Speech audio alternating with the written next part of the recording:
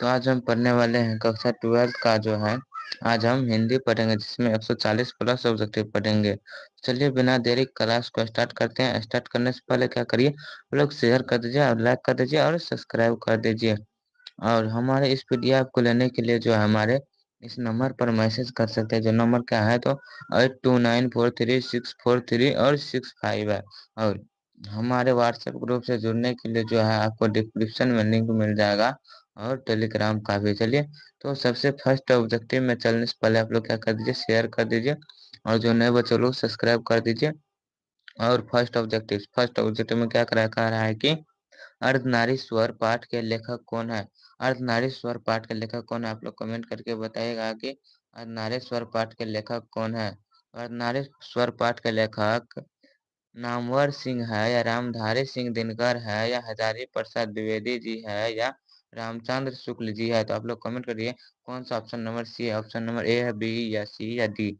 तो आप लोग कमेंट करके बताइए अर्धनारीश्वर पाठ के लेखक कौन है। तो अर्धनारीश्वर पाठ के जो लेखक है वह रामधारी सिंह दिनकर जी है, जो ऑप्शन नंबर बी में है। चलिए, इनके बाद दूसरा क्वेश्चन क्या करा है कि रामधारी सिंह दिनकर क्या करा है कि रामधारी सिंह दिनकर की रचना कौन सी है। तो रामधारी सिंह दिनकर की उसने कहा था है या झूठन है या है तिरछ है या अर्धनारीश्वर है। तो रामधारी सिंह दिनकर की जी की जो रचना है वह अर्धनारीश्वर है। चलिए आगे बढ़ते हैं। तीसरा क्वेश्चन में क्या कह रहा है कि दिनकर जी का जन्म बिहार के किस जिले में हुआ था।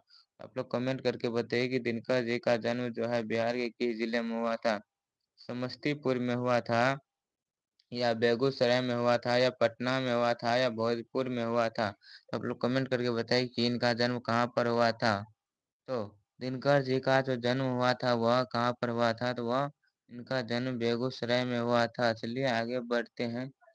कहाँ पर हुआ था, तो बेगूसराय में हुआ था। चलिए आगे बढ़ते हैं। चार चार में क्या करा है कि अर्धनारीश्वर अर्धनारीश्वर में किस गुण का समन्वय है। तो अर्धनारीश्वर में जो नारी का है या पुरुष का है या नारी एवं पुरुष दोनों का है या इनमें से कोई नहीं। तो अर्धनारीश्वर पाठ में जो है वह किसके गुण के बारे में बताया गया है। तो अर्धनारीश्वर पाठ में जो है बताया गया है वह पुरुष और स्त्री दोनों के बारे में बताया गया है। चलिए आगे बढ़ते हैं बिना देरी के। पांच में क्या कह रहा है कि दिनकर जी की पहली काव्य पुस्तक कौन सी है।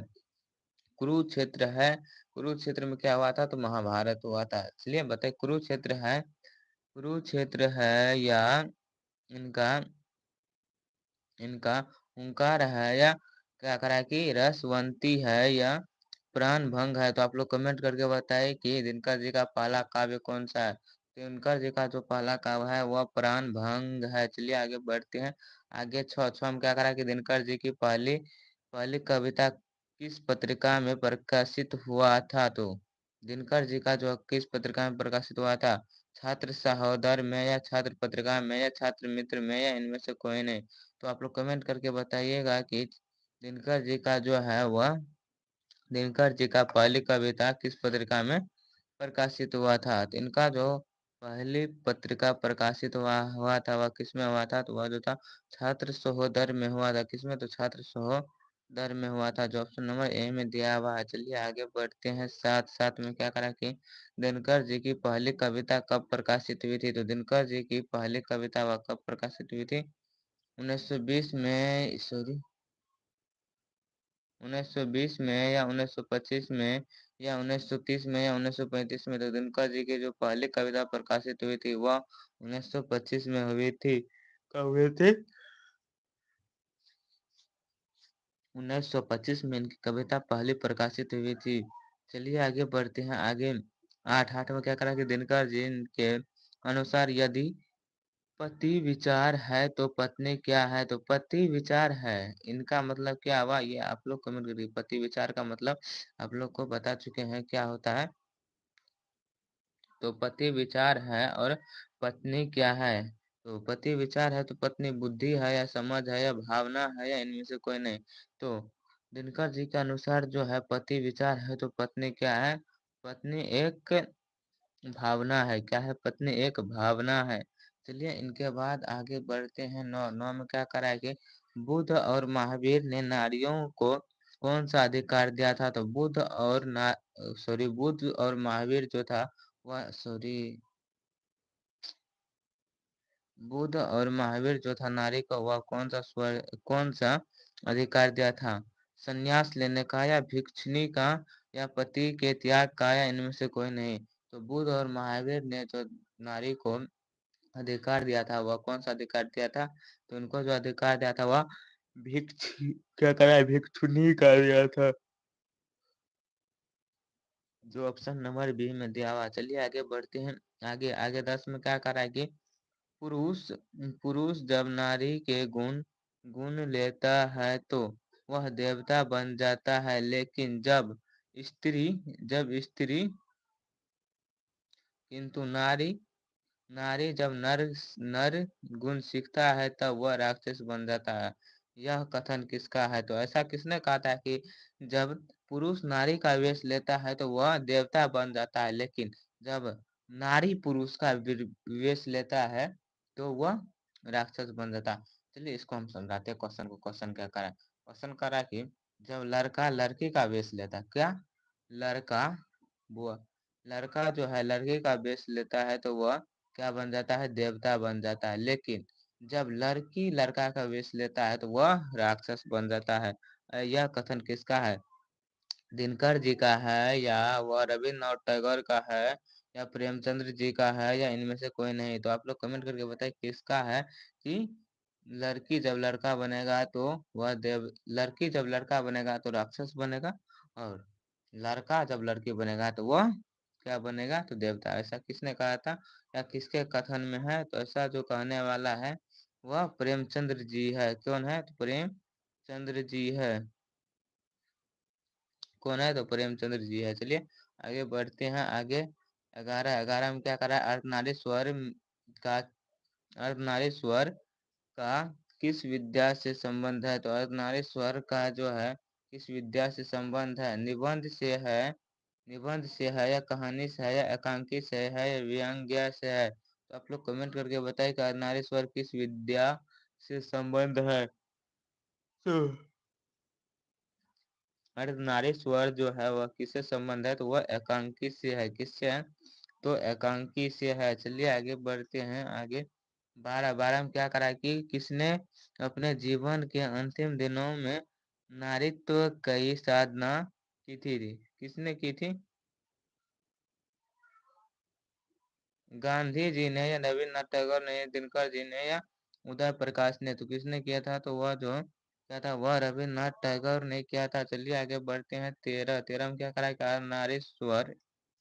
अर्धनारीश्वर शंकर और पार्वती का किस प्रकार के रूप है? तो अर्धनारीश्वर जो है वह किस प्रकार के रूप है? व्यर्थ है या क्या करा कि कल्पित है या आदर्श है या वास्तविक है? तो आप लोग कमेंट करके बताइए कि कैसा है। तो अर्धनारीश्वर जो है शंकर और पार्वती का रूप कैसा है? तो यह जो रूप है वह किस प्रकार का है? तो कल्पित रूप है। कैसा है? तो कल्पित रूप है। चलिए आगे बढ़ते हैं। 14 में क्या कह रहा है कि प्रेमचंद्र जी के अनुसार नारी जब पुरुष का गुण सीखता है तब वह क्या हो जाता है? जब नारी पुरुष का गुण सीखता है तो वह क्या हो जाता है? नारी नारी जब पुरुष बनेगा तो वह राक्षस बनेगा। तो वह साहसी बनता है या आकर्षक बनता है या कोमल बनता है या राक्षसी बनता है? तो जब नारी पुरुष का वेश लेता है तो वह राक्षसी बनता है, लेकिन जब पुरुष नारी का वेश लेता है यानी जो जब लड़का लड़के का वेश लेता है तो वह देवता बन जाता है। चलिए आगे बढ़ते हैं। आगे 15 में क्या करा कि निम्नलिखित में कौन सी रचना दिनकर जी की नहीं है? उर्वशी नहीं है या क्या करा कि रसीम रथी नहीं है या झूठन नहीं है या कुरुक्षेत्र नहीं है? आप लोग कमेंट करके बताइए कि दिनकर जी की रचना कौन सी नहीं है। दिनकर जी की रचना जो नहीं है वह कौन सा है? तो वह झूठन जो है वह दिनकर जी का नहीं है। तो यह किसका है? तो ये आप लोग कमेंट करके बताइए झूठन किसका है।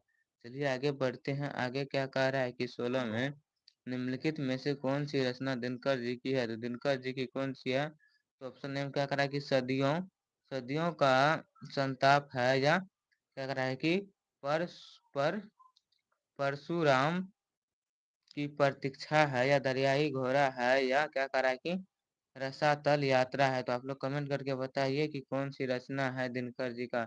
दिनकर जी का जो रचना है वह कौन सी है? तो दिनकर जी की रचना परशुराम की प्रतीक्षा है। कि क्या? परशुराम की प्रतीक्षा है। चलिए आगे बढ़ते हैं। आगे 17 में क्या करा कि दिनकर को किस कृति पर भारतीय भारतीय ज्ञानपीठ पुरस्कार प्राप्त हुआ था? तो दिनकर जी को जो है किस पर प्राप्त हुआ था ज्ञानपीठ पुरस्कार? अर्धनारीश्वर पर हुआ था, या उर्वशी पर हुआ था, या हुंकार पर हुआ था, या कुरुक्षेत्र पर हुआ था? तो आप लोग कमेंट करके बताइए कि दिनकर जी को किस पर जो है ज्ञानपीठ पुरस्कार मिला था। तो इसको जो ज्ञानपीठ पुरस्कार मिला था वह किस पर मिला था? तो ज्ञानपीठ, ये आप लोग को पहले भी बता चुके हैं।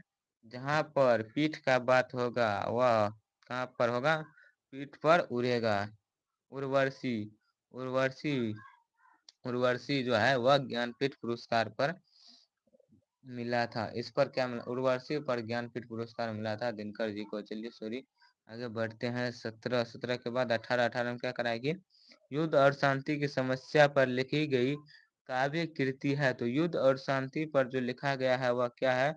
युद्ध और शांति पर नील कुसुम है, या कुरुक्षेत्र है, या द्वंद्व गीत है, या रसीम रथी है? तो आप लोग कमेंट करके बताइए कि युद्ध और शांति के बारे में किसमें लिखा गया है? तो युद्ध और शांति के बारे में जो लिखा गया है वह किसमें लिखा गया है? तो वह कुरुक्षेत्र में लिखा गया। कुरुक्षेत्र वह परशुराम का था, जो जिस पर महाभारत हुआ था। चलिए आगे बढ़ते हैं। 19 में क्या कराए कि अर्धनारीश्वर कल्पित रूप है। तो अर्धनारीश्वर जो है कल्पित रूप वह शिव और पार्वती का है, या राम और सीता का है, या राधा और कृष्ण का है, या विष्णु और लक्ष्मी का है? तो अर्धनारीश्वर जो है वह किसका है? तो अर्धनारीश्वर जो है वह शिव और पार्वती जी का है। चलिए आगे बढ़ते हैं। 20 में क्या करा है? गांधारी थी। तो गांधारी जो थी वह दुर्योधन की माँ थी, या कृष्ण की माँ थी, या अर्जुन की माँ थी, या बलराम की माँ थी? तो गांधारी जो थी वह क्या कौन थी? तो गांधारी कौन थी? तो गांधारी जो थी वह दुर्योधन की माँ थी, और अर्जुन की माँ का नाम कुंती था, और बलराम और कृष्ण दोनों भाई थे। इनके इनके माता का नाम क्या था? या आप लोग यशोदा था। क्या था? यशोदा नाम था इनके माँ का। चलिए आगे बढ़ते हैं। आगे बढ़ते हैं। 21 में क्या करा कि प्रेमचंद्र थे। तो प्रेमचंद्र जी एक गीतकार थे, या कथाकार थे, या फिल्मकार थे, या संगीतकार थे? तो प्रेमचंद्र जी जो थे वह क्या थे? तो प्रेमचंद्र जी एक क्या थे? तो कथाकार थे। कौन थे? क्या थे? तो कथाकार थे। चलिए आप लोग 21 के बाद 22 का बताइएगा। 22 में क्या करा कि दिनकर जी का जन्म कब हुआ था?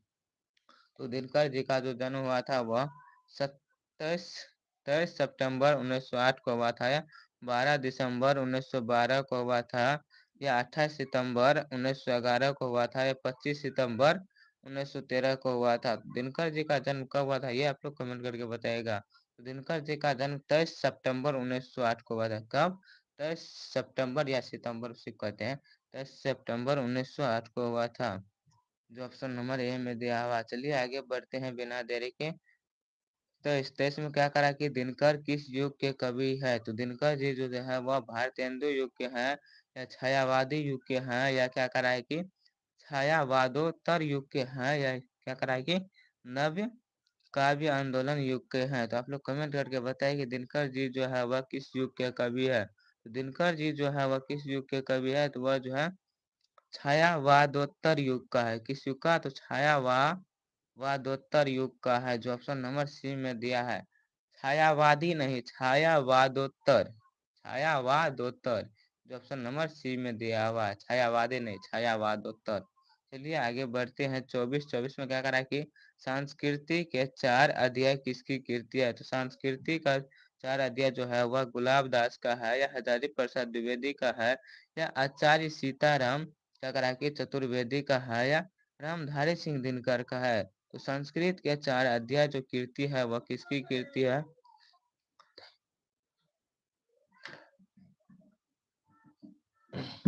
संस्कृत के 4 अध्याय जो है वह किसकी कीर्ति है? यह जो है रामधारी सिंह दिनकर जी के किसकी है? तो रामधारी सिंह दिनकर जी की है। 25 में क्या कह रहा है, कौन सी कृति रामधारी सिंह दिनकर की लिखी हुई है? तो कौन सी कृति जो है वह रामधारी सिंह दिनकर जी के शुद्ध कविता की खोज है, या क्या कह रहा है कि पूर्ण नरवा की है, या स्मृति की रेखा है, या कविता के नए प्रतिमान है? तो आप लोग बताइए कि कौन सी कृति जो है रामधारी सिंह दिनकर की लिखी हुई है। तो रामधारी सिंह दिनकर की जो लिखा हुआ है वह कौन सी है? वह जो है शुद्ध शुद्ध कविता की खोज, यह रामधारी सिंह दिनकर जी के। चलिए आगे बढ़ते, आगे 26 में क्या कह रहा है कि सचिनानंद हीरानंद वात्स्यायन द्वारा लिखी गई कहानी कौन सी है? तो सचिनानंद हीरानंद वात्स्यायन द्वारा जो लिखा गया है वह कौन सी कविता है या कहानी है? तो वह तिरिच है, या रोज है, या उसने कहा था है, या सुखमय जीवन है? तो आप लोग कमेंट करके बताइए कि सचिनानंद हीरानंद वात्स्यायन जी के द्वारा लिखा गया कहानी या कविता कौन सा है? तो इनके द्वारा जो लिखा गया वह रोज है। कौन सा है? तो रोज है। चलिए इनको सचिनानंद हीरानंद वात्स्यायन को जो है हम छोटा रूप में हम अज्ञेय जी कहते हैं। क्या? तो अज्ञेय जी कहते हैं। चलिए आगे बढ़ते हैं। 27 में क्या करा कि अज्ञेय का मूलतः क्या है? तो अज्ञेय का मूलतः क्या है? निबंधकार है, या उपन्यासकार है, या कहानीकार है, या क्या करा है कि अनामकार है? तो आप लोग कमेंट करके बताइए कि अज्ञेय मूलतः क्या है? तो अज्ञेय यानी अज्ञेय वह क्या कौन सा चीज लिखता है? तो अज्ञेय जो है वह कौन सा चीज लिखता है? वह जो है कहानीकार है। क्या है? तो कहानीकार है। चलिए आगे बढ़ते हैं। 28 में क्या करा है कि अज्ञेय जी ने इंटर कहाँ से किया था? तो अज्ञेय जी जो था वह मद्रास क्रिश्चियन कॉलेज से किया था, या पंजाब कॉलेज से, या फोरमैन कॉलेज से, या कहीं से भी नहीं? तो आप लोग कमेंट करके बताइए कि अज्ञेय जी जो था इंटर कहाँ से किया था? तो अज्ञेय जी जो इंटर किया था वह मद्रास मद्रास मद्रास क्रिश्चियन कॉलेज से किया था, जो ऑप्शन नंबर ए में दिया हुआ। चलिए 29 में क्या कह रहा है कि अज्ञेय जी की पहली कहानी कब प्रकाशित हुई थी? तो अज्ञेय जी की पहली कहानी 1920 में, या 1924 में, या 1928 में, या 1932 में? तो अज्ञेय जी की पहली कहानी कब प्रकाशित हुई थी?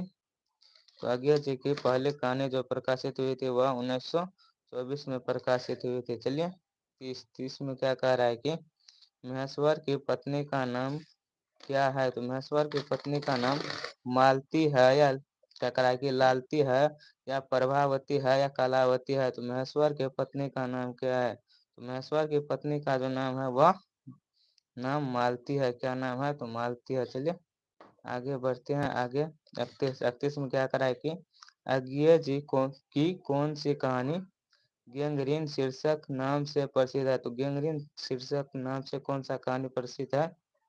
तो निकला हुआ प्रस्थान है, या क्या करा है कि विप विप थगा है, या ये तेरा प्रतिरूप है, या रोज है? तो आप लोग कमेंट करके बताइए कि वह क्या करा है कि गैंग्रीन शीर्षक नाम से कौन सा प्रकाशित है? तो गैंग्रीन शीर्षक नाम से जो प्रकाशित है वह रोज है। कौन सा है?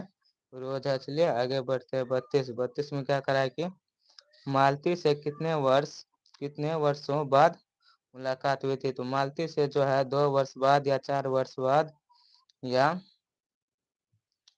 5 वर्ष बाद, या 8 साल बाद? तो आप लोग कमेंट करके बताइए कि मालती से कितने वर्ष के बाद जो है मुलाकात हुई थी? तो मालती से जो मुलाकात हुई थी वह कितने वर्ष के बाद हुई थी? मालती से 5 वर्ष के बाद मुलाकात हुई थी। चलिए आगे बढ़ते हैं। 34 में क्या करा है कि मालती के पति बीमारी का ऑपरेशन करके आए थे। तो कौन सा बीमारी का ऑपरेशन करके मालती के पति आए थे? पथरी का, या कैंसर का, या अगर है कि गैंग्रीन का, या इनमें से कोई नहीं? तो आप लोग कमेंट करके बताइए कि मालती के पति किस बीमारी का ऑपरेशन करके आए थे? तो मालती के पति जो ऑपरेशन करके आए थे वह कौन सा बीमारी का आए थे? तो वह गैंग्रीन के आए थे। गैंग्रीन के ऑपरेशन करके आए थे। चलिए आगे बढ़ते हैं। 35 से पहले आप लोग बताइए कितना सही हुआ 34 में से, और आगे बढ़ते हैं। आगे 35 में क्या करा है कि मालती के पति का नाम क्या था? तो मालती के पति का नाम योगेश्वर था, या महेश्वर था, या राजेश्वर था, या भगवान था। तो आप लोग कमेंट करके बताइए कि मालती के पति का नाम क्या था? मालती के पति का नाम क्या था? आप लोग कमेंट करके बताइएगा। तो मालती के पति का जो नाम था वह राजेश्वर नाम था। क्या नाम था? तो राजेश्वर नाम था। चलिए 36 में क्या करा कि भारतीय ज्ञानपीठ ज्ञानपीठ अय्यर जी को कौन सा पुरस्कार मिला था? तो भारतीय ज्ञानपीठ अय्यर जी को कौन सा पुरस्कार मिला था? पद्म मिश्री का मिला था, या पद्म विभूषण का मिला था, या भारतीय ज्ञानपीठ पुरस्कार मिला था, या इनमें से कोई नहीं? तो आप लोग कमेंट करके बताइए कि भारतीय ज्ञानपीठ अय्यर जी को कौन सा पुरस्कार मिला था? तो अय्यर जी को जो पुरस्कार मिला था वह कौन सा पुरस्कार मिला था? उसको पद्म विभूषण का पुरस्कार मिला था। चलिए आगे बढ़ते हैं। आगे 37 में क्या कह रहा है कि अय्यर जी ने घर में किस हस्तलिखित पत्रिका का संपादन किया था? तो अय्यर जी जो था वह घर में कौन सा लिखा हुआ पत्रिका का संपादन किया था? सॉरी, किसका क्या था?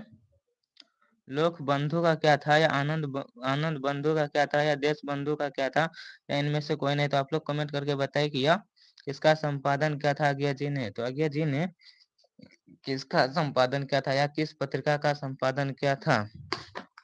तो अय्यर जी जो प्रकाशन किया था वह किसका क्या था? तो वह जो है देश बंधु का क्या था? चलिए आगे बढ़ते हैं। आगे 38 में क्या करा है कि अय्यर जी की पहली कहानी किस पत्रिका में प्रकाशित हुई थी? तो प्रभात में, या ज्योति में, या पत्रिका सेवा में, या इनमें से कोई नहीं? तो आप लोग कमेंट करके बताइए किसमें हुआ था?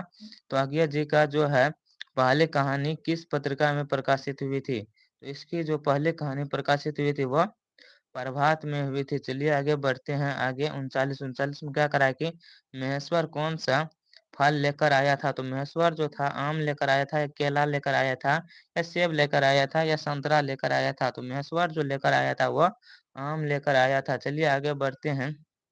आगे 40 में क्या करा कि रोज कहानी के डॉक्टरी डॉक्टरी पेशा में कौन सा पात्र था? तो रोज कहानी में जो है डॉक्टरी पेशा से कौन सा पात्र था? मालती था मालती था या कौन था? तो यह जो था रोज कहानी में डॉक्टरी पेशा पर जो था वह मालती ही था। कौन था? तो मालती ही था। चलिए 41 में क्या कह रहा है कि अय्यर जी ने कितने वर्ष की आयु में कविता लिखना आरंभ कर दिया था? तो अय्यर जी जो था वह कितने वर्ष की अवस्था में क्या कविता लिखना आरंभ कर दिया था?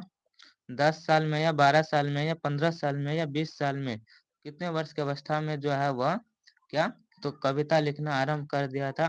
तो अय्यर जी जो है वह कुल 10 वर्ष की अवस्था में कविता लिखना आरंभ कर दिया था। चलिए 42 में क्या करा है कि मालती का पति क्या है? तो मालती का पति डॉक्टर है, या वकील है, या डॉक्टर है? यहाँ पर दो ऑप्शन सेम है और दो ऑप्शन अलग है। तो आप लोग बताइए कि मालती के पति क्या थे? तो मालती के पति जो थे वह क्या थे?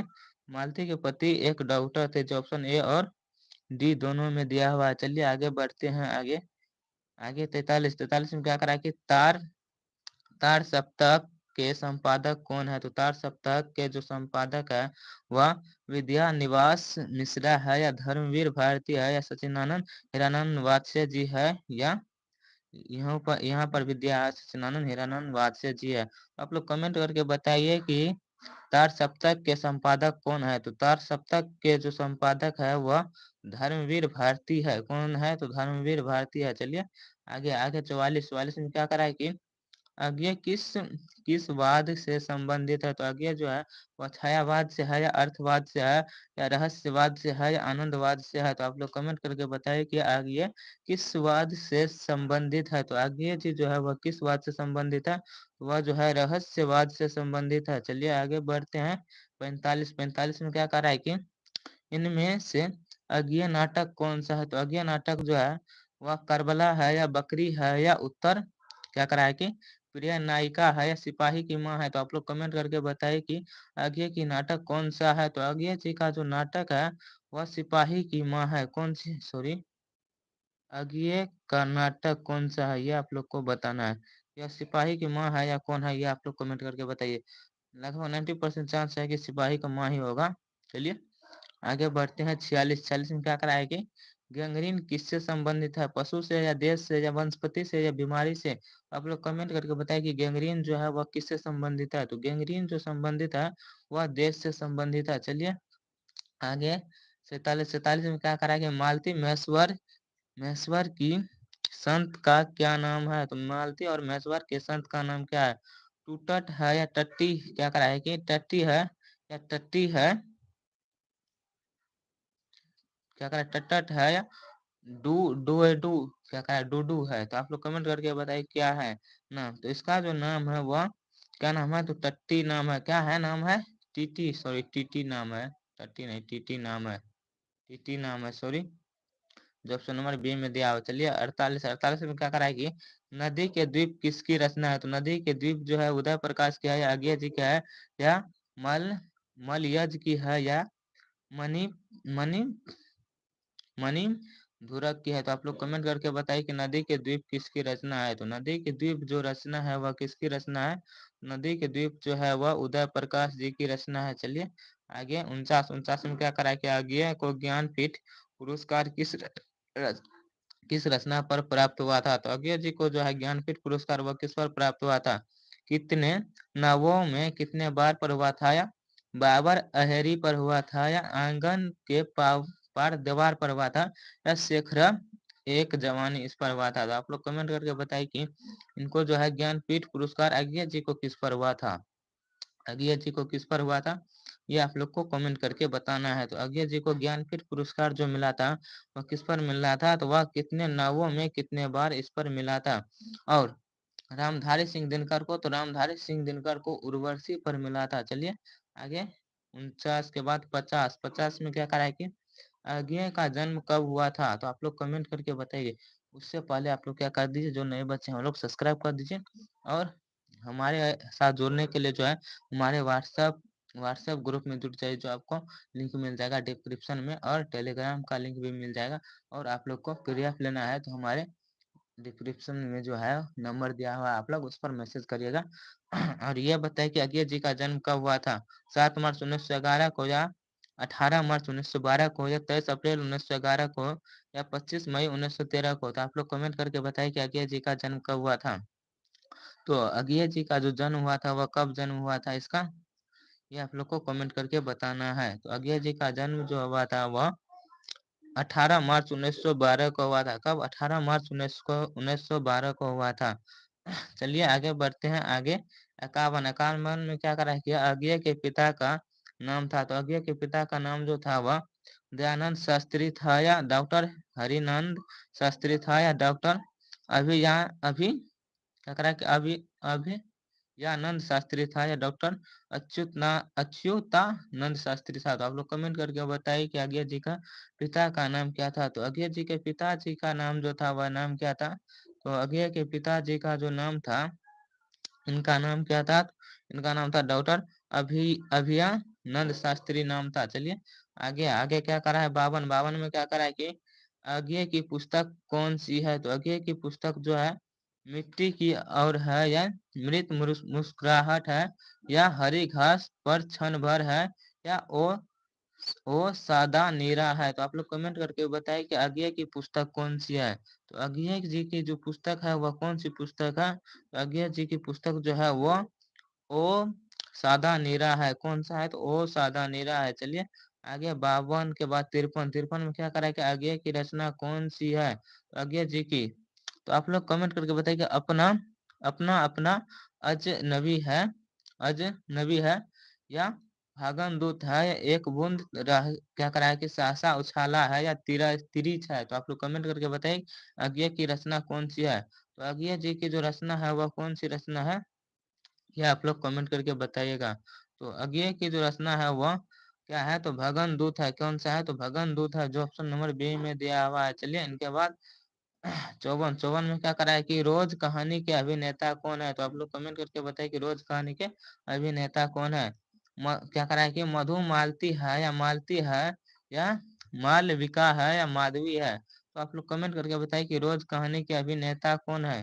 तो रोज कहानी के जो अभिनेता है वह कौन है? तो वह मालविका है। कौन है? तो मालविका है। चलिए आगे बढ़ते हैं। आगे 55 में क्या करा है कि रोज कहानी में मेहमान आता है तो रोज कहानी में जो मेहमान आता है वह मालती का चाचा आता है या मालती का मामा आता है या मालती के दूर के भाई आता है या मालती के पिता आता है। तो आप लोग कमेंट करके बताइए कि रोज कहानी में जो है मेहमान कौन आता है। तो रोज कहानी में जो मेहमान आता है वह मालती का पिता आता है। चलिए आप लोग शेयर कर दीजिएगा दबा के। चलिए 56 में क्या करा है कि रोज कहानी घंटे में किस खंड किस किस किस खरकन के साथ समाप्त होती है। तो रोज कहानी जो है वह किस खरकन से समाप्त होती है, 4 से या 3 से या 2 से या 14 से। तो आप लोग कमेंट करके बताइए कि रोज कहानी जो है वह कितने घंटों के खरकन से समाप्त होती है।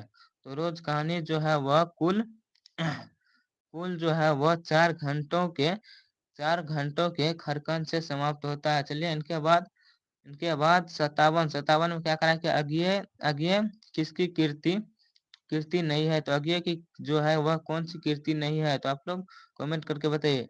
पल्लव नहीं है या कितने नावों में कितने बार नहीं है या सदा नीरा नहीं है या हरी घास पर क्षण भर नहीं है। तो आप लोग कमेंट करके बताएं कि अज्ञेय की कौन सी कीर्ति नहीं है। तो अज्ञेय जी की जो कीर्ति नहीं है वह कौन सी है, वह जो है कितनी कितनी नावों में कितनी बार, ये अज्ञेय जी की कीर्ति नहीं है, जो ऑप्शन नंबर बी में दिया हुआ है। चलिए इनके बाद 58 में क्या करा कि अज्ञेय कौन सी कीर्ति है। तो अज्ञेय जी की आप लोग को पूछ रहा है कौन सी कीर्ति है। क्या करा कि राष्ट्रवती है राष्ट्रवती है या नदी के द्वीप है या मंगल सूत्र है या कंकाल है। तो आप लोग को पहले भी बता चुके हैं कि यह इसकी कीर्ति है। तो नदी के द्वीप जो है यह अज्ञेय जी की कीर्ति है। अज्ञेय जी का पूरा नाम क्या है। तो सचिनानंद हीरानंद वात्स्य जी है। चलिए इनके बाद अंठावन में क्या कह रहा है कि रोज रोज इनसे क्या है। तो रोज इनसे निबंध है या कहानी है या उपन्यास का अंश है या आलोचना का अंश है। तो आप लोग कमेंट करके बताइए कि रोज इनसे क्या है। तो रोज जो है इनसे क्या है, ये आप लोग को कमेंट करके बताना है। तो रोज जो है इससे क्या है, ये आप लोग को कमेंट करके बताना है। तो रोज जो है इससे इनसे क्या है, ये आप लोग को कमेंट करके बताना है। तो रोज जो है एक कहानी है, क्या है, तो रोज एक कहानी है। चलिए आगे बढ़ते हैं। आगे 60 में क्या कह रहा है कि उत्तर उत्तर प्राय नायिका नाटक के नाटककार कौन है। तो इनके जो नाटककार कौन है, जगदीश जगदीश चंद्र मथुरा है या अज्ञेय जी है या जयशंकर प्रसाद है या हरे कृष्णा प्रेमी है। तो आप लोग कमेंट करके बताइए कि उत्तर प्राय नायिका नाटक के नाटककार कौन है। तो इनके जो नाटककार है वह कौन है, तो वह अज्ञेय जी है। चलिए आगे बढ़ते हैं। आगे 60 में क्या कह रहा है कि शेखर जीवनी किस विधा की कीर्ति है। तो शेखर ए जीवनी जो है वह निबंध है या आलोचना है या उपन्यास है या जीवनी है। तो आप लोग कमेंट करके बताइए कि शेखर जो है वह पाठ की विधा कौन सी है। तो शेखर जो है वह पाठ की विधा वह कौन सी है। तो शेखर जो है एक उपन्यास है। क्या है, तो एक उपन्यास है, जो ऑप्शन नंबर सी में दिया हुआ है। चलिए 60 से पहले आप लोग क्या कर दीजिएगा, तो शेयर कर दीजिएगा। और चलिए 61 में क्या करा है कि अज्ञेय की माँ का नाम क्या था। तो अज्ञेय की माँ का नाम जो है वह शीला देवी था या वयंती देवी था या राधा देवी था या शकुंतला देवी था। आप लोग कमेंट करके बताइए कि अज्ञेय के माँ का नाम क्या था। तो अज्ञेय के जो माँ का नाम था वह नाम क्या था। तो अज्ञेय के माँ का नाम जो था वह वयंती देवी था। क्या नाम था, तो वयंती देवी था। चलिए इनके बाद 62 में क्या करें कि रोज कहानी के अभिनेता कौन है। सालवती है या लीलावती है या मालती है या चंपा है। तो रोज कहानी के जो नायक है या अभिनेता है वह कौन है। तो रोज कहानी के अभिनेता जो है वह लालवती है। ये आप लोग को पहले भी बता चुके हैं। चलिए इनके बाद 63 में क्या करें कि रोज शीर्षक कहानी के लेखक कौन है। तो रोज शीर्षक कहानी के जो लेखक है वह नामवर सिंह है या अज्ञेय है या मोहन राकेश है या उदय प्रकाश है। रोज शीर्षक कहानी के जो लेखक है वो आप लोग कमेंट करके बताइएगा कौन है। तो रोज शीर्षक कहानी के जो लेखक है वह कौन है।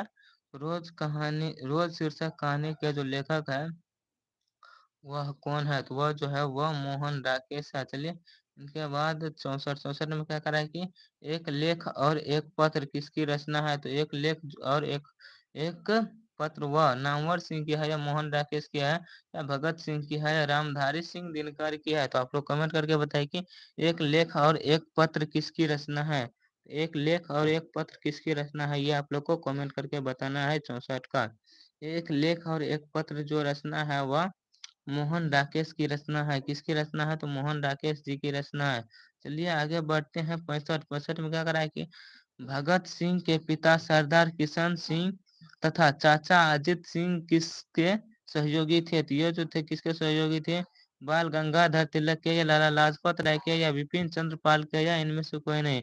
आप लोग कमेंट करके बताइए कि इनके चाचा इनके पापा किसके फैन थे या किसके किसके समर्थक थे। यह जो इसके इनके यहाँ के व्यक्ति जो थे वह विपिन चंद्र पाल जी के समर्थक थे। चलिए इनके बाद 66। 66 में क्या कह रहा है कि भगत सिंह ने अपने नेतृत्व में पंजाब में नौजवान भारत सभा का गठन कब किया था? तो इन्होंने 1923 में किया था या 1924 में किया था या या 1925 में क्या था या 1926 में? तो आप लोग कमेंट करके बताइए कि नौजवान नामक गठन कब किया था? तो यह 1924 में किया था। कब किया था? तो 1924 में किया था। जिस साल लेनिन की मृत्यु हुई थी उसी साल इन्होंने किया था। चलिए आगे बढ़ते हैं। आगे 67। 67 में क्या करा है कि भगत सिंह ने चंद्रशेखर आजाद के साथ मिलकर किस संघ का गठन किया था? तो चंद्रशेखर आजाद के साथ मिलकर कौन सा गठन किया था? स्वराज पार्टी का या स्वतंत्रता पार्टी का या हिंदुस्तान समाजवादी क्या कराए के प्रजातांत्रिक पार्टी का या इनमें से कोई नहीं। तो भगत सिंह ने जो पार्टी का गठन किया था चंद्रशेखर आजाद के साथ मिलकर, वह कौन सा पार्टी का गठन किया था? वह जो था वह कौन सा पार्टी था, ये आप लोग को कमेंट करके बताना है। इनका हम नहीं बताने वाले हैं। चलिए 68 68 में क्या करा कि भगत सिंह किस उम्र में क्रांतिकारी गतिविधि में शामिल हुए थे? तो भगत सिंह जो थे वह किस उम्र में हुए थे? 10 वर्ष की अवस्था में, 12 वर्ष की, 15 वर्ष की या 20 वर्ष की?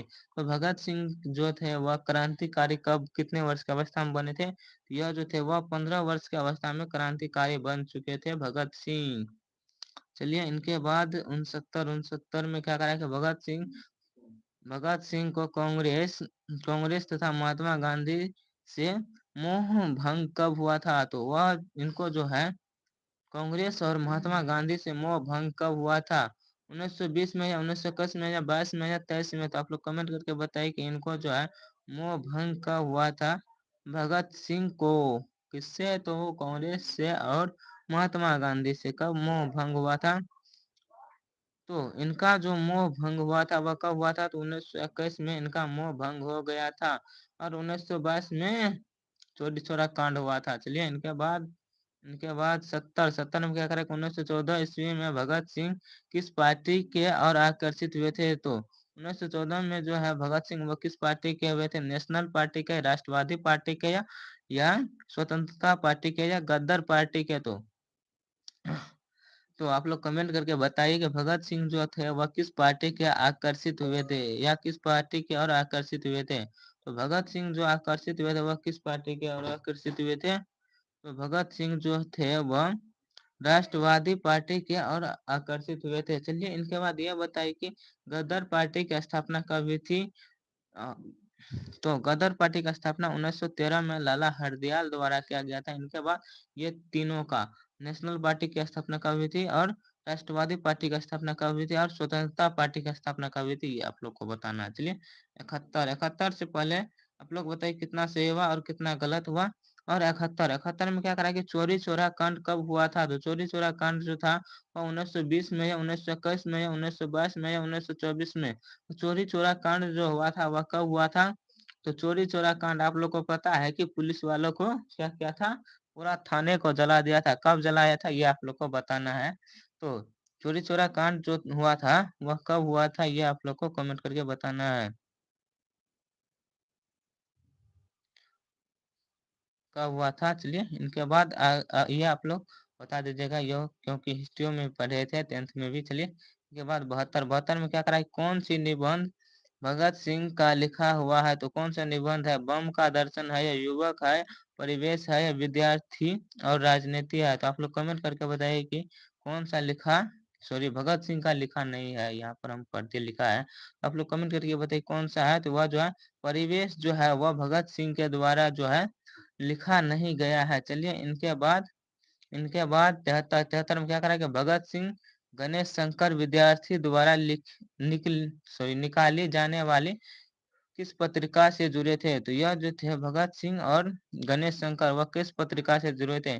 प्रताप से जुड़े थे, या प्रताप से जुड़े थे, या क्या करा कि दिनमान से जुड़े थे, या संघर्ष से, या इनमें से कोई नहीं? तो आप लोग कमेंट करके बताइए कि यह किससे जुड़े थे। तो यह जो जुड़े थे वह किससे जुड़े थे? तो यह जो थे संघर्ष से जुड़े थे। किससे? तो संघर्ष से जुड़े थे भगत सिंह। चलिए आगे बढ़ते हैं। 74 में क्या करा है कि भगत सिंह के हृदय में किस भावना की कोई स्थान नहीं था? तो इसके जीवन में किसकी भावना का कोई स्थान नहीं था? लोभ का, या प्रेम का, या क्रोध का, या अहंकार का? तो भगत सिंह के जीवन में जो था वह किसकी भावना का कोई स्थान नहीं था? तो इनके जीवन में जो था वह लोभ का कोई भावना नहीं था, लेकिन क्रोध का पूरा भावना था। यह किसी के ऊपर, किसी को यह पीट सकता था। चलिए इनके बाद 75 में क्या करा कि भगत सिंह किसे घृणित, क्या करा घृणित तथा कार्यरत पूर्ण मानते थे? किसको? देश सेवा को, या देश से भावना को, या आत्महत्या को, या इनमें से कोई नहीं? आप लोग कमेंट करके बताइए किसको जो है वह घृणित मानते थे। तो भगत सिंह जो था वह घृणित किसको मानते थे? तो भगत सिंह जो घृणित मानते थे वह देश से भावना को, सॉरी देश से भागना, यहाँ पर हम भावना पढ़ते, देश से भागना, इसको या घृणित मानते थे। देश से भागना का मतलब क्या हुआ पता है? कि देश से भागने वाले को या घृणित मानते थे, यानी उसको कोई काम का नहीं मानते थे। चलिए इनके बाद आगे आगे कह रहा है कि 1926 में भगत सिंह ने किस दल का गठन किया था? नवयुवक संघ का, या नौजवान भारत सभा का, या नवयुवक भारत सभा का, या नौजवान दल का? तो आप लोग कमेंट करके बताइए कि इन्होंने, भगत सिंह ने 1926 में किस दल का गठन किया था? और भगत सिंह ने 1926 में जो गठन किया था वह किस दल का गठन किया था? यह जो था नव युवक भारत सभा का गठन किया था 1926 में। चलिए इनके बाद 77 में क्या करा कि भगत सिंह ने अपने अपने लिए सजा के संबंध में क्या विश्वास था? तो भगत सिंह को जो था अपने सजा में क्या विश्वास था? क्षमा का था, या नम्र व्यवहार का था, या मृत्यु दंड का था, या आजीवन कारावास का था? तो भगत सिंह को सजा में क्या मिला था? तो भगत सिंह को जो सजा मिला था वह क्या मिला था? ये आप लोग कमेंट करके बताएगा। चलिए 77 का हम नहीं बताने वाले हैं, आगे बढ़ते हैं। 78 में क्या करा कि प्रिंस, क्या करा कि प्रिंस क्रोमो क्रोमोटेकिन कौन सा है? तो अर्थशास्त्र का विद्वान है, या राजनीतिक शास्त्र का विद्वान है, या समाज शास्त्र का विद्वान है, या इतिहास का विद्वान है? तो आप लोग कमेंट करके बताइए कि क्रोमोटेकिन जो था वह क्या था? तो क्रोमोटेकिन जो था वह क्या था? क्रोमोटेकिन एक समाज शास्त्र का विद्वान था। चलिए आगे बढ़ते हैं। 79 में क्या करा है कि भगत सिंह को फांसी दी गई थी 10 मार्च 1931 को, या 24 मार्च 1931 को, या 25 मार्च 1931 को, या 22 मार्च 1931 को? तो भगत सिंह को जो फांसी दी गई थी वह 23 मार्च 1931 को फांसी दिया गया था। यह फांसी कहाँ दिया गया था? ये आप लोग कमेंट करिए बताइएगा। चलिए इनके बाद 80 में क्या करा है कि एक लेख और एक पत्र के रचनाकार कौन है? तो एक लेख और एक पत्र के रचनाकार भगत सिंह जी है, या सुखदेव, क्या करा है कि सुखदेव है, या राजगिरी है, या चंद्रशेखर आजाद है? तो आप लोग कमेंट करके बताएं कि एक क्या, आप लोग कमेंट करके बताइएगा कि एक लेख और एक पत्र के रचनाकार कौन है? तो एक लेख और एक पत्र के जो रचनाकार है वह कौन है? तो ये आप लोग कमेंट करके बताइएगा। एक लेख और एक पत्र का जो रचनाकार है वह भगत सिंह जी है। चलिए आगे बढ़ते हैं। आगे 81 में क्या करा कि चोरी चोरा कांड कब हुआ था? चोरी चोरा कांड 1921 में, या 1922 में, या 1924 में, या 1920 में? तो यह क्वेश्चन पहले भी आ चुका है कि चोरी चोरा कांड कब हुआ था। चलिए चलिए आगे बढ़ते हैं। 82 में क्या करा कि प्रताप के संस्थापक संपादक कौन थे? तो प्रताप के क्या करा कि संस्थापक संपादक कौन थे? गणेश शंकर विद्यार्थी थे, या क्या करा है कि मक्खन लाल चतुर्वेदी थे या बालकृष्ण भट्ट थे या भारतेंदु हरिश्चंद्र थे। तो आप लोग कमेंट करके बताइए कि प्रताप के संस्थापक संपादक कौन थे। तो यह इनके जो संपादक थे वह कौन थे, तो इनके जो संस्थापक थे वह मक्खन लाल चतुर्वेदी थे। चलिए आप लोग जो नए बच्चे हैं वो लोग सब्सक्राइब कर दीजिएगा और आगे बढ़ते हैं। तिरासी तिरासी में क्या करा है कि भगत सिंह का जन्म कब हुआ था। तो भगत सिंह का जन्म जो हुआ था वह 28 सितंबर 1907 को हुआ था, या 22 अक्टूबर 1908 को हुआ था, या 23 मार्च 1910 को हुआ था, या 27 सितंबर 1909 को हुआ था। आप लोग कमेंट करके बताइए कि भगत सिंह का जन्म कब हुआ था। तो भगत सिंह का जो जन्म हुआ था ये आप लोग कमेंट करके बताइएगा। तो इनका जो जन्म हुआ था वह 28 सितंबर 1907 को हुआ था। यह कहाँ हुआ था ये आप लोग कमेंट करके बताइएगा। चलिए चौरासी चौरासी में क्या करा के भगत सिंह के चाचा का नाम था। तो भगत सिंह के चाचा का नाम आप लोग को पहले बता चुके हैं, सुप्रीत सिंह था। सुप्रीत सिंह था या अजीत सिंह था, या गुरप्रीत सिंह था, या क्या करा है कि रंजीत सिंह था। तो आप लोग कमेंट करके बताइए कि भगत सिंह के चाचा का नाम क्या था। तो भगत सिंह के चाचा का जो नाम था वह नाम क्या था, तो सुप्रीत सिंह नाम था। चलिए आगे बढ़ते हैं। आगे पचासी पचासी में क्या करा कि विद्यार्थी और राजनीति शीर्षक निबंध किसका लिखा हुआ है। तो यह जो है रामचंद्र शुक्ल का है, या गुलाब राय का है, या भगत सिंह का है, या दिनकर का है।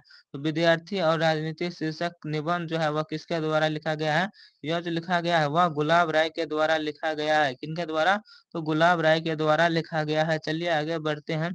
आगे छियासी छियासी में क्या करा है कि मत वाला पत्रिका कहाँ से निकलती थी। तो मत वाला जो पत्रिका था वह कानपुर से, या पटना से, या वाराणसी से, या कोलकाता से। तो यह कहाँ से निकलती थी ये आप लोग कमेंट करके बताएगा। तो मत वाला पत्रिका जो निकलता था वह कहाँ से निकलता था, तो यह जो निकलता था यह वाराणसी से निकलता था। चलिए इनके बाद 87 में क्या करा कि भगत सिंह प्रभावित थे। तो भगत सिंह जो प्रभावित थे वह किससे प्रभावित थे, महात्मा गांधी से, या कार्ल मार्क्स से, या क्या करा है कि फ्रायड से, या क्या करा है कि एडलर से। तो आप लोग कमेंट करके बताइए कि भगत सिंह जो प्रभावित थे वह किससे प्रभावित थे। तो भगत सिंह जो प्रभावित थे वह किससे प्रभावित थे ये आप लोग को बताना है। यह जो प्रभावित थे वह किससे प्रभावित थे भगत सिंह। तो भगत सिंह कार्ल मार्क्स से थे, या क्या करा कि फ्रायर से थे। ये आप लोग कमेंट करके बताइएगा कि वह किससे थे भगत सिंह। चलिए इनके बाद 88 में क्या करा कि क्या करा कि मैं नास्तिक क्यों हूँ, इस यह किसका लेखा है। तो ये आप लोग कमेंट करके बताइए कि मैं नास्तिक क्यों हूँ। भगत सिंह का है, या चंद्रशेखर आजाद का है, सुखदेव का है, या क्या करा है खुदीराम बोस का है। तो आप लोग कमेंट करके बताइए कि मैं नास्तिक क्यों हूँ यह लेख किसका है। तो मैं नास्तिक क्यों हूँ यह चंद्रशेखर आजाद जी का है। चलिए इनके बाद इनके बाद नवासी नवासी में क्या करा कि बंदी जीवन किसकी कृति है। तो बंदी जीवन जो है रविन्द्रनाथ टैगोर की है, या माइकेल माइकेल मधुसूदन की है, या क्या करा कि शरद चंद्र चट्टोपाध्याय की है, या क्या करा कि सचित्र नाथ सचित्र नाथ क्या करा सन्याल की है। तो आप लोग कमेंट करके बताइए कि बंदी जीवन किसकी कृति है। तो बंदी जीवन जो कृति है वह रविन्द्रनाथ की कृति है। चलिए इनके बाद नब्बे नब्बे में क्या करा है भगत सिंह की शहादत कब हुई थी। तो भगत सिंह की शहादत जो थी वह 23 मार्च 1931 को हुई थी। 23 मार्च 1931 को हुई थी, या 23 मार्च 1933 को, या 23 मार्च 1932 को, या 24 मार्च 1934 को। तो आप लोग कमेंट करके बताइए कि भगत सिंह का शहादत शहादत का मतलब क्या होता है ये आप लोग कमेंट करके बताएगा। और इसकी शहादत कब हुई थी। तो इनका शहादत 1931 में या 34 में ये आप लोग बताएगा इसकी शहादत कब हुई थी। चलिए आगे बढ़ते हैं। 91 में क्या कह रहा है कि भगत सिंह ने किसको पत्र लिखा था। तो भगत सिंह जो था वह बापू को पत्र लिखा था, या नेहरू को, या सुखदेव को, या राजगुरु को। तो भगत सिंह जो था वह किसको पत्र लिखा था। तो भगत सिंह जो पत्र लिखा था वह किसको लिखा था, यह जो था बापू को पत्र लिखा था। बापू किसको कहते हैं, तो मोहनदास करमचंद गांधी को कहते हैं।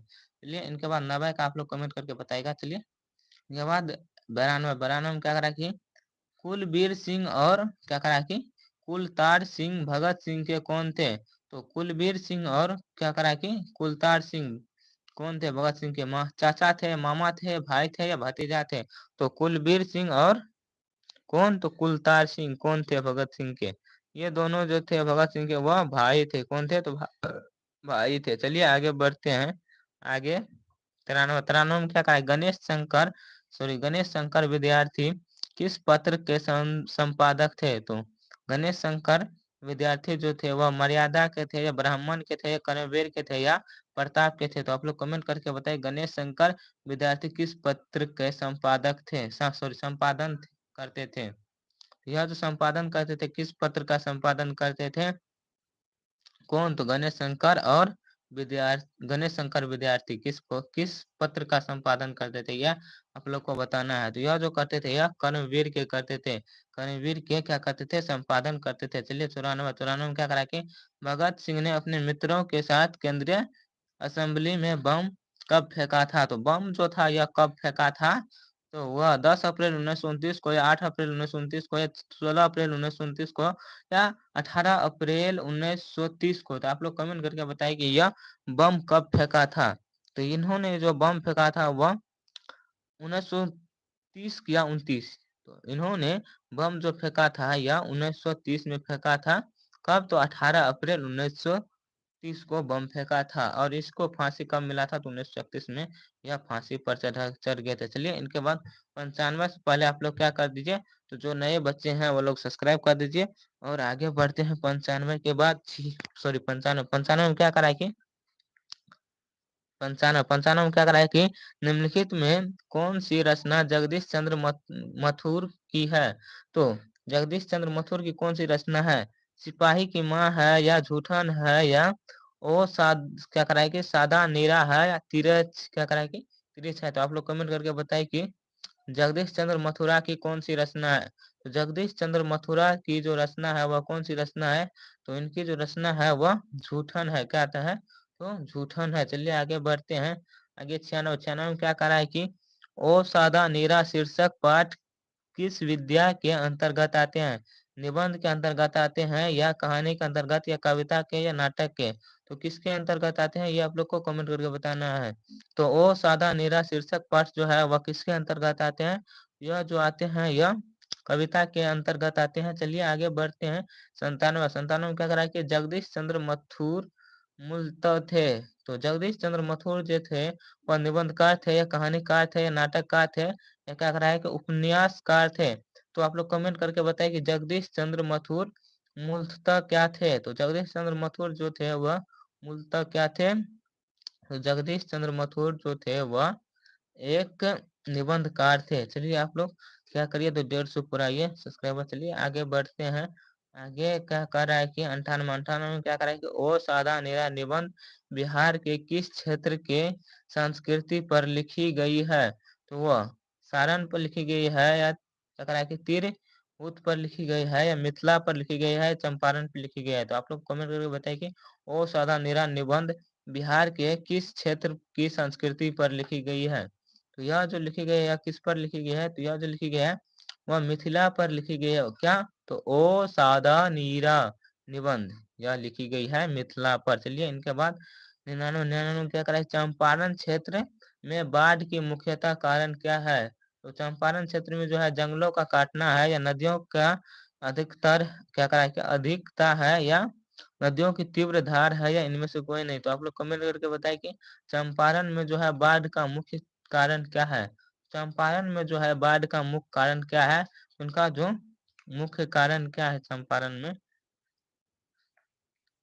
तो इन तीनों के कारण तो बाढ़ नहीं आता है, यानी इनमें से कोई नहीं। चलिए आगे बढ़ते हैं। आगे स्वयं क्या करा कि मथुरा जी किस राज्य के शिक्षा सचिव नियुक्त हुए थे? तो मथुरा जी जो थे वह किस राज्य के शिक्षा सचिव नियुक्त हुए थे? मध्य प्रदेश के या आंध्र प्रदेश के या बिहार के या उत्तर प्रदेश के? तो आप लोग कमेंट करके बताइए कहाँ के हुए थे शिक्षा नियुक्त में, कहाँ पर हुए थे? उन्होंने शिक्षा नियुक्त में जो हुए थे वह कहाँ पर हुए थे? यह मध्य प्रदेश में से हुए थे। कहाँ पर? मध्य प्रदेश में हुए थे नियुक्त। चलिए इनके बाद ये आप लोग को पता होगा कि यहाँ पर तारी विरोधी आंदोलन हुआ था। आंध्र प्रदेश में। चलिए इनके बाद 101, 101 में क्या करा कि 12वीं सदी के लगभग 300 वर्ष तक किस वंश का शासन था? तो 12वीं सदी में किस वंश का शासक था 300 वर्ष तक? मौर्य वंश का था, या चालुक्य वंश का था, या गुप्त वंश का था, या कार्नोट वंश का था? तो आप लोग बताइए कि 12वीं सदी में 300 वर्ष तक किस वंश का शासन चला था? तो 12वीं सदी में जो शासन चला था 300 वर्ष तक, वह किसका चला था? तो मौर्य वंश का चला था। चलिए इनके बाद 102, 102 में क्या करा है कि अंग्रेज अंग्रेज ठेकेदारों ने किस चीज की खेती का विस्तार किया था? तो अंग्रेज जो थे वह दलहन का, या नील का, या गेहूं का, या तिलहन का? तो अंग्रेज जो थे वह किसका अधिक विस्तार किया था? तो अंग्रेज जो थे वह किसका अधिक विस्तार किया था, ये आप लोग कमेंट करके बताइए। तो अंग्रेज जो थे वह तिलहन का अधिक विस्तार किया था। किसका? तो तिलहन का। चलिए 103, 103 में क्या करा कि राजा हरिश्चंद्र देव को गयासुद्दीन तुगलक क्या तुगलक का सामना कब करना पड़ा था? तो राजा हरिश्चंद्र को जो है तुगलक का सामना कब करना पड़ा था, ये आप लोग बताइए। 1925 में, 1925 सॉरी 1900 नहीं, 1225 में, या 1250 में, या 1225 सॉरी 1325 में, या 1350 में? आप लोग कमेंट करके बताइए कि राजा हरिश्चंद्र को जो है वह तुगलक का सामना कब करना पड़ा था? 1925 सॉरी 1225 को, या 50 को, या 1325 को, या 1350 को? तो राजा हरिश्चंद्र को जो है तुगलक का सामना कब करना पड़ा था? उनको जो है तुगलक का सामना वह कब करना पड़ा था? तो उसको 1250 इसके ईस्वी में इसको तुगलक का सामना करना पड़ा था। चलिए इनके बाद 104, 104 में क्या करा कि घांगरों को घांगरों को नील की खेती के सिलसिले में कब लाया गया था? तो घांगरों को जो 18वीं शताब्दी में, या 17वीं में, या 19वीं में, या इनमें से कोई नहीं? तो आप लोग कमेंट करके बताइए किस शताब्दी में घांगरों को जो है खेती में लाया गया था, नील की खेती में? तो घांगरों को जो है वह 19वीं सदी के अंत में लाया गया था। चलिए इनके बाद आगे बढ़ते हैं। आगे 104, 105, 105 में क्या करा कि पुंडलिक क्या करा कि पुंडलिकु जी कौन थे? तो पुंडलिकु जी जो थे वह गांव के मुखिया थे, या शिक्षक थे, या चिकित्सक थे, या राजनीतिक नेता थे? तो पुंडलिकु जो थे वह कौन क्या थे? तो पुंडलिकु जो थे एक एक क्या थे? तो पुंडलिकु एक गांव के मुखिया थे। चलिए इनके बाद 106, 106 में क्या करा है कि निम्नलिखित में कौन सा नाटक जगदीश चंद्र मथुर रचित है? तो जगदीश चंद्र मथुर के द्वारा कौन सा लिखा गया है? तो जगदीश चंद्र मथुर के द्वारा जो लिखा गया है वह दीपक लिखा गया है, आधे अधूरे लिखे गए हैं, या क्या करा है कि ओ नार्क लिखे गए हैं, या ओ मेरे मन लिखे गए हैं? तो जगदीश चंद्र मथुर के द्वारा जो लिखा गया है वह कौन सा लिखा गया है? तो जगदीश चंद्र मथुर के द्वारा जो लिखा गया है वह आधे अधूरे लिखे गए हैं। चलिए इनके बाद 107, 107 में क्या करा कि निम्नलिखित में से कौन सा क्या करा उपाधि मथुरा मथुर जी की को मिली है? मथुर जी को जो है कौन सी उपाधि मिली है? विद्या पर पर्द भिक्षिणे का मिली है, या विद्या विरिधि का मिली है, या विद्या कामनी के मिली है, या इनमें से कोई नहीं? तो आप लोग कमेंट करके बताएं किसकी मिली है।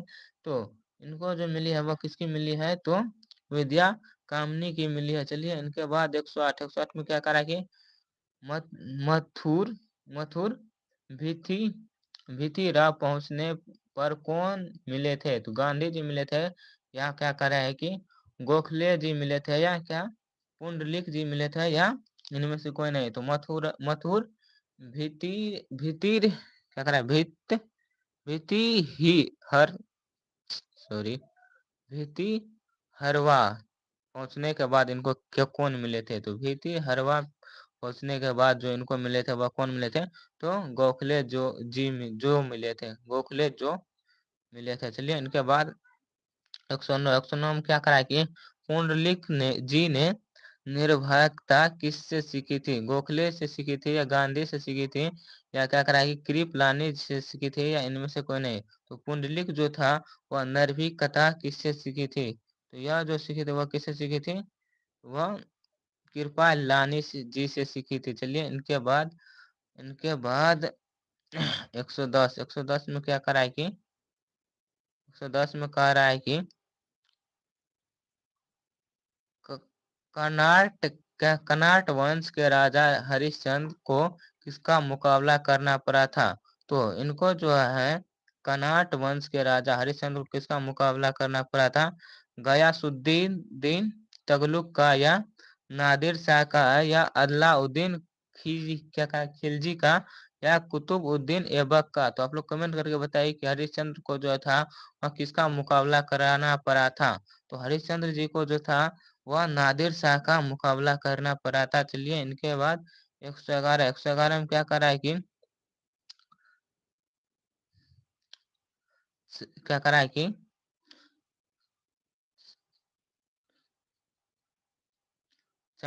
चंपारनु धागर कहाँ आए थे? तो रांची आए थे, जमशेदपुर आए थे, या छोटा नागपुर आए थे, आंध्र प्रदेश आए थे?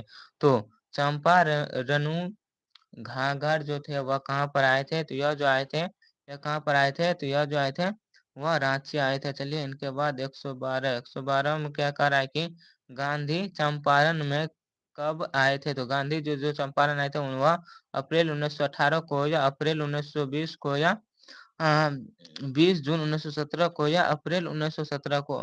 तो गांधी जी जो चंपारण आए थे वह कब आए थे? तो गांधी जी चंपारण 20 जून 1917 को आए थे। किसके कहने पर आए थे ये आप लोग बताइएगा। चलिए इनके बाद 113 113 क्या करा है कि तीन कठिया प्रथा कब संबंध है? तो तीन तीन कठिया जो है वह किससे संबंध है?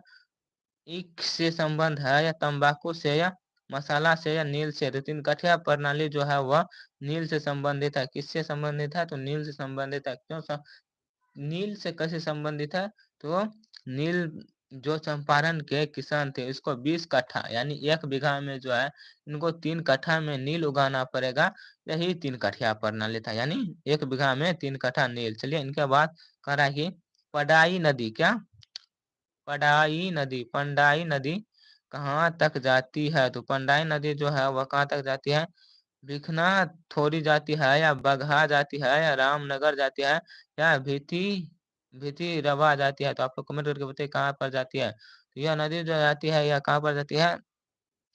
तो यह नदी जो जाती है वह भीति हरवा जाती है। चलिए इनके बाद 115 में क्या करा कि बराज कहाँ बन रहा था? तो बराज जो था वह बेलगांव में बन रहा था, या भीतर क्या करा कि भीतर रवा में बन रहा था, या अमोलवा में बन रहा था, या क्या करा कि भैसा टोल लोटन में बन रहा था? तो आप लोग कमेंट करके बताइए कि बराज कहाँ पर बन रहा था। तो बराज जो बन रहा था वह कहाँ पर बन रहा था? तो बराज जो बन रहा था वह बेलगांव में बन रहा था। चलिए इनके बाद आगे बढ़ते हैं। आगे 116 में क्या करा कि अम्रपाली अम्रपाली अम्रपाली ने तथागत को क्या सौंपा था? तो तथागत को सौंपा क्या था?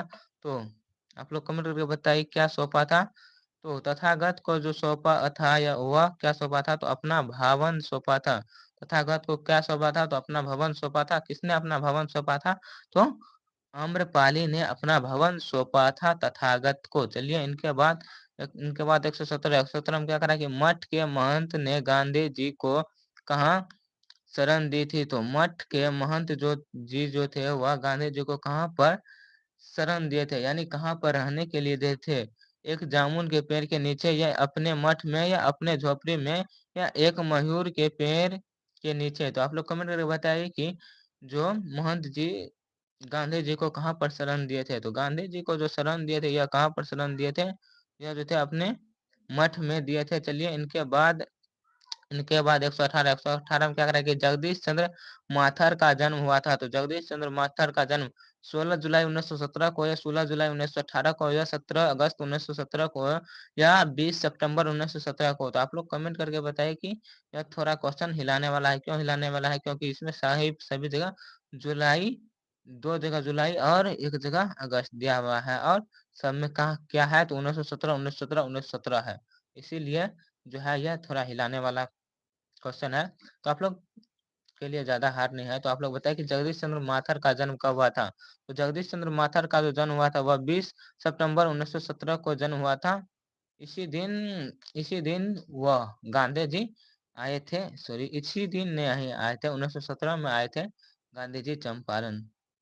वह किस दिन आए थे ये आप लोग बताइएगा। चलिए इनके बाद 119 में क्या करा कि विशाली वैशाली महोत्सव का बीजारोपण किया गया था। अज्ञे जी ने किया था या जगदीश चंद्र क्या करा के माथुर ने किया था या श्री कृष्ण सिंह ने किया था या अशोक वाजपेयी ने किया था। तो आप लोग कमेंट करके बताइए कि वैशाली महोत्सव का बीजारोपण किसने किया था। तो इनका जो बीजारोपण किया था वह किसने किया था। तो इनका जो बीजारोपण करने वाला था वह कौन था। तो अज्ञे जी था। चलिए इनके बाद आगे बढ़ते हैं। आगे 120 में कह रहा है कि कौन सी कीर्ति मथुर रजी का नहीं है। तो मथुर रजी का कौन सी कीर्ति नहीं है। मेरी बांसुरी नहीं है या बंदी नहीं है या रेशम टाई नहीं है या क्या करा कि कोणार्क नहीं है। तो आप लोग कमेंट करके बताइए कि मथुर जी की कौन सी कीर्ति नहीं है। तो मथुर जी की कीर्ति जो नहीं है वह कौन सी है। वह जो है बंदी या मथुर जी की कीर्ति नहीं है। चलिए इनके बाद 121 में क्या करा है कि कौन सी कीर्ति मथुर जी की नहीं है। सॉरी ये दोनों क्वेश्चन रिपीट हो गया है। तो कौन सी कीर्ति मथुर जी की नहीं है। यह यहाँ पर दूसरा है। क्या कह रहा है जानवर और जानवर कहानी नई कहानी या मायावार रहेगा याद या भोर का तारा। तो कौन सा जो है नहीं है। तो मथुर जी का कौन नहीं है। तो मथुर जी का जो है वह कौन सा नहीं है। तो इनका जो है या क्या करा का या वार रहेगा याद यह नहीं है। यहाँ पर क्या है। तो या वार रहेगा याद यह मथुर जी की नहीं है। चलिए इनके बाद 122 में क्या करा कि बोलते क्षण किस साहित्य क्या करा है साहित्य विधा की कीर्ति है। तो बोलते क्षण किस साहित्य विधा की कीर्ति है। निबंध है या कहानी है या स्मरण है या आलोचना है। तो आप लोग कमेंट करके बताइए क्या है। तो बोलते क्षण किस साहित्य विधा की कौन सी कीर्ति है। तो इनकी जो कीर्ति है वह कौन सी कीर्ति है। तो यह जो है एक आलोचना है। क्या है बोलते क्षण किस साहित्यिक विधा है। यह क्या है। तो यह एक आलोचना। चलिए ये बात ज्यादा क्वेश्चन नहीं बचा है कुछ ही क्वेश्चन बचा है। लगभग 5-6 क्वेश्चन है। चलिए इनके बाद हम लोग जो नए बच्चे लोग सब्सक्राइब कर दीजिए। कह रहा है कि ओ सादा नीरा किसको निमित्त बनाकर लिखा गया है। गंगा को या गंडक को या यमुना को या महानदी को। तो आप लोग कमेंट करके बताएं कि ओ सादा नीरा किसको निमित्त बनाकर लिखा गया है। तो यह जो लिखा गया है यह किसको लिखा गया है। तो यह जो लिखा गया है वह गंगा को लिखा गया है ओ सादा नीरा। चलिए इनके बाद 124 में क्या करा है कि थारन शब्द किस शब्द से विकसित है। तो थारन शब्द जो है वह थल से है या थार से है या स्थल से है या क्या करा है स्थान से है। तो आप लोग कमेंट करके बताइए कि थारन शब्द जो है वह किससे विकसित है। तो थारन शब्द जो है वह किससे विकसित है। यह जो है थार से विकसित है। चलिए इनके बाद 125 में क्या करा है कि बिहार में सुप्रसिद्ध सांस्कृतिक उत्सव वैशाली महोत्सव का बीजारोपण किसने किया था। तो इनका जो बीजारोपण किया था वह किसने किया था। तो इनका जो बीजारोपण करने वाला था वह सचिदानंद सिन्हा था। कौन था। तो सचिदानंद सिन्हा था किसका बीजारोपण करने वाला। तो सुप्रसिद्ध सांस्कृतिक महोत्सव का जो वैशाली में मनाया जाता। चलिए इनके बाद 126 में क्या करा है कि ओ मेरे सपने क्या है। ओ मेरे सपने उपन्यास है या कहानी है या क्या करा है कि खंड काव्य है या नाटक है। तो आप लोग कमेंट करके बताइए कि ओ मेरे सपने क्या है। तो ओ मेरे सपने जो है यह एक क्या है। तो खंड काव्य है। चलिए इनके बाद 127 में क्या करा है कि गौतम बुद्ध का आविर्भाव कब हुआ था। तो गौतम बुद्ध का आविर्भाव 2000 से पहले या 2500 या 3000 या 500 वर्ष पहले। तो आप लोग कमेंट करके बताएं गौतम बुद्ध का जो है आविर्भाव कब हुआ था। तो गौतम बुद्ध का जो था आविर्भाव वह 500 वर्ष पहले हुआ था। चलिए तो 170 ऑब्जेक्टिव था। आप लोग बताइए कितना सही हुआ और कितना गलत। चलिए तो बिना देरी के आप लोग सब्सक्राइब कर दीजिए और कम से कम आप लोग 150 प्लस आज ले चलिए या 160 ले चलिए। चलिए तो बाय। Thank you. आप हमारे साथ जुड़ने के लिए जो है हमारे व्हाट्सएप ग्रुप में जुड़ जाइए या हमारे व्हाट्सएप का नंबर दिया हुआ है।